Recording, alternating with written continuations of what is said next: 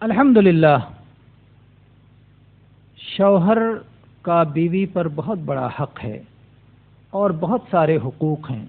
ان حقوق میں سے ایک حق یہ بھی ہے کہ اگر شوہر گھر میں موجود ہے تو شوہر کی اجازت کے بغیر بیوی صوم نہ رکھے، روزہ نہ رکھے، جیسا کہ متفق علیہ حدیث ہے۔ نبی کریم صلی اللہ علیہ وسلم نے ارشاد فرمایا، لا يحل للمرأة ان تصوم وزوجها شاہد الا باذنہ، کہ کسی عورت کے لیے یہ حلال نہیں ہے کہ اس کے شوہر کے حاضر ہوتے ہوئے اپنے شوہر کی حاضری میں اس کی اجازت کے بغیر صوم رکھ لے، ایسا حلال نہیں ہے۔ اگر شوہر حاضر ہے اور صوم رکھنا چاہتی ہے تو اس سے اجازت لے کے صوم رکھے، اگر شوہر اجازت دیتا ہے تو صوم رکھے، ورنہ صوم نہ رکھے۔ ھذا واللہ اعلم وصلی اللہ علی نبینا وسلم۔